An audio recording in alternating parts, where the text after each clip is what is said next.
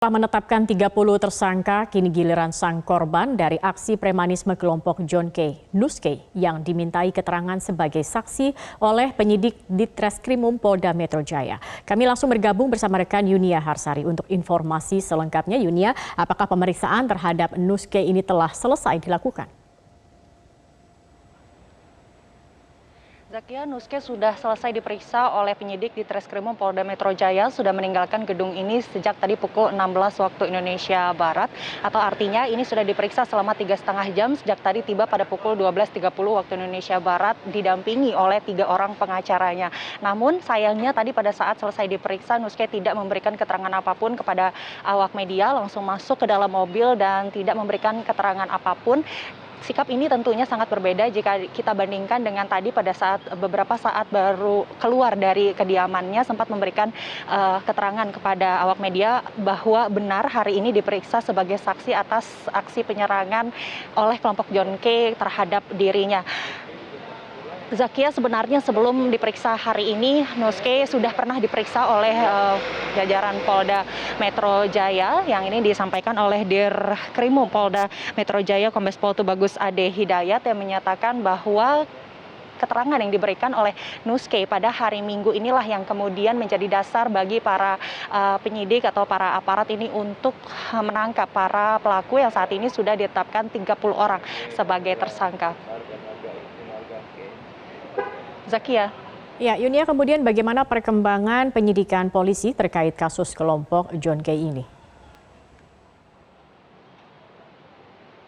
Pada intinya penyidik di Treskrimum Polda Metro Jaya hingga saat ini masih terus menggali keterangan dari 30 orang tersangka ini untuk mendalami lebih jauh seperti apa peran mereka masing-masing dalam aksi penyerangan yang dilakukan pada Minggu 21 Juni 2020. Namun tadi disampaikan oleh Kabid Humas Polda Metro Jaya Kombes Pol Yusri Yunus ada sejumlah poin temuan baru. Yang pertama ini dalam penyidikan dari kasus penyerangan kelompok John K ini, penyidik membagi ke dalam 4 klaster sesuai dengan penyerangan dan juga pelakunya. Pertama ada klaster Kosambi, lalu klaster Green Lake, ada klaster Bekasi dan klaster Mandiri. Klaster Mandiri ini adalah untuk mengelompokkan 5 orang yang kemudian ditangkap sebagai hasil pengembangan kasus dari 25 yang sudah ditangkap dalam satu tempat di kawasan Bekasi. Dan ini tujuannya adalah untuk melihat lebih jauh sebagaimana mereka merencanakan aksi ini, mulai dari mengumpulkan para anggota, lalu kemudian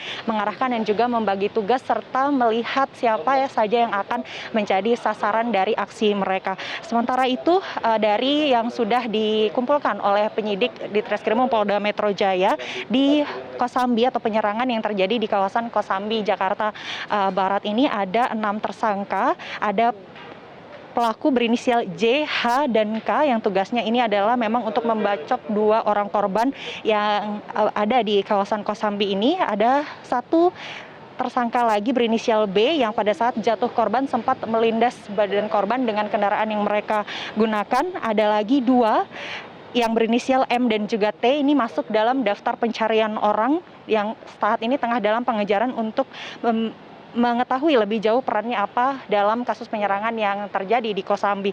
Lalu untuk kasus penyerangan yang ada di Green Lake atau terjadi di rumah dari Nuske sendiri, tujuannya ini sekali lagi adalah untuk mencari atau menyasar Nuske sendiri. Ini ada 25 orang, ada beberapa yang kemudian dijadikan dimasukkan ke dalam daftar pencarian orang. Ini belum disebutkan tadi oleh Yusri Yunus ada berapa banyak, namun salah satunya ini adalah satu tersangka yang membawa senjata api dan kemudian menembakkan secara bebas 7 tembakan sehingga mengakibatkan 1 orang warga terluka akibat serangan senjata api tersebut. Dan klaster Mandiri ini juga menjadi salah satu kelompok yang saat ini masih digali terus keterangannya oleh pihak penyidik, dan yang terbaru temuannya ke-30 tersangka ini sudah dites urin oleh pihak penyidik di Treskrimum Polda Metro Jaya, dan hingga saat ini sudah ada 2 orang tersangka yang positif menggunakan narkotika. Nah, sebenarnya tadi juga disampaikan dan ditekankan oleh Kabid Humas Polda Metro Jaya, Kombes Pol Yusri Yunus, bahwa motif penyerangan ini adalah karena permasalahan keluarga, yang tadi sempat disampaikan pula bahwa Nuske ingin mengajak untuk bertemu empat mata pada John K dan tidak perlu membawa para anggotanya, dan ini tidak ditanggapi oleh John K seperti itu. Dan John K pun berkali-kali pada saat pemeriksaan menyatakan bahwa dirinya merasa bahwa dihianati oleh Nuske terkait dengan pembagian hasil penjualan lahan tersebut. Berikut adalah pernyataan selengkapnya dari Kombes Pol Yusri Yunus. Jadi saya sampaikan di sini ya, bahwa ini sebenarnya masalah pribadi berdua antara Nuske dan John K. Ya, kita dapat dari hasil barang bukti chat yang ada di WA. Sempat Nuske menyampaikan di situ, tolong John, kita ketemu saja berdua, jangan membawa kita punya anggota. Ini urusan kita pribadi berdua. Tetapi tidak ditanggapi pada saat itu oleh John K. Yang terjadi adalah ini kejadian seperti ini. Zakia, demikian untuk saat ini, kembali ke Anda. Baik, Yunia Harsadi, terima kasih atas laporan Anda.